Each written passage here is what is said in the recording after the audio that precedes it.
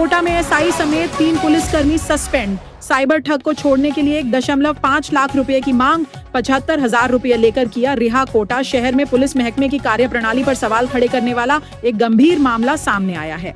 Cyber ठगी के आरोपी को छोड़ने के बदले रिश्वत लेने के आरोप में सिटी एसपी तेजस्विनी गौतम ने कड़ा एक्शन लेते हुए 3 पुलिसकर्मियों को सस्पेंड कर दिया है। कार्रवाई के तहत गुमानपुरा थाने में तैनात एसआई देवकीनंदन, कांस्टेबल करतार सिंह और कांस्टेबल छोटूलाल गुर्जर को तत्काल प्रभाव से निलंबित कर दिया गया है। विभागीय आदेश के अनुसार तीनों का मुख्यालय झालावाड़ निर्धारित किया गया है। जानकारी के मुताबिक इन पुलिसकर्मियों पर आरोप है कि उन्होंने एक साइबर ठग को छोड़ने के लिए 1.5 लाख रुपए की मांग की थी। बाद में सौदा 75,000 रुपए में तय हुआ और आरोपी को पैसे लेकर छोड़ दिया गया। मामला सामने आने के बाद इसकी शिकायत उच्च अधिकारियों तक पहुंची, जिसके बाद जांच करवाई गई। प्रारंभिक जांच में आरोपों की पुष्टि होने पर एसपी ने बिना देरी किए तीनों के खिलाफ सस्पेंशन की कार्रवाई की। पुलिस अधिकारियों का कहना है कि मामले की विभागीय जांच जारी है और यदि आगे और भी तथ्य सामने आते हैं तो कड़ी कार्रवाई की जाएगी। एसपी तेजस्विनी गौतम ने स्पष्ट संदेश दिया है कि भ्रष्टाचार और अनुशासनहीनता किसी भी स्तर पर बर्दाश्त नहीं की जाएगी। पुलिस विभाग की छवि खराब करने वाले कर्मचारियों के खिलाफ सख्त कदम उठाए जाएंगे। इस कार्रवाई के बाद पुलिस महकमे में हड़कंप मच गया है और अन्य कर्मियों को भी अपनी कार्यशैली सुधारने की चेतावनी मिली है। इस तारीख को कोई हमारा जैसे डी साहब का एक अभियान भी चल रहा था म्यूल अकाउंट्स के ऊपर। साइबर क्राइम में कुछ लोग ऐसा करते हैं कि कुछ बैंक अकाउंट्स को किराए पर लेकर उसमें ट्रांजैक्शंस करते हैं, ताकि जब ये पैसे निकाल लें तो जो बैंक अकाउंट का ओनर है वो मुलजिम बने और ये ट्रांजैक्शन करके निकल जाते हैं। जो जिसका बैंक अकाउंट होता है वो इस लालच में उस बैंक अकाउंट को किराए पे दे देता है कि उसे कुछ पैसा उसमें महीने के दर महीने मिल जाते हैं।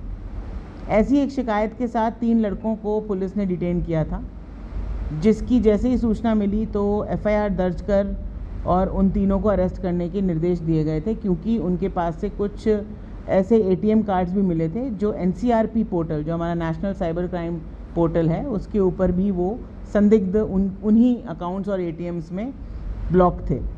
तो इसका मतलब तय था कि ये लोग संदिग्ध हैं और ये इस तरीके का काम करते हैं, तो इसलिए इनको निर्देश दे दिए गए थे कि भाई ये एफआईआर दर्ज कर लें।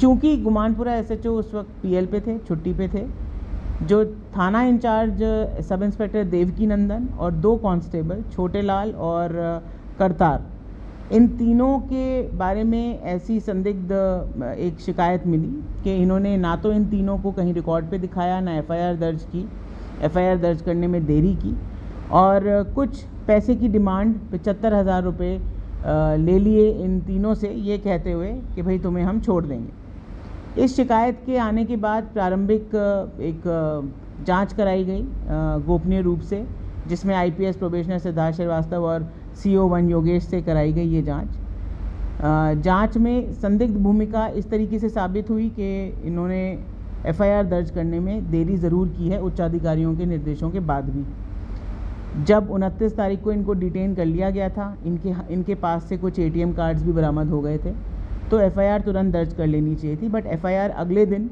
शाम को दर्ज हुई है। तो इनकी संदिग्ध भूमिका को देखते हुए इन तीनों को तुरंत प्रभाव से निलंबित किया गया और इनका मुख्यालय झालावाड़ रखा गया है।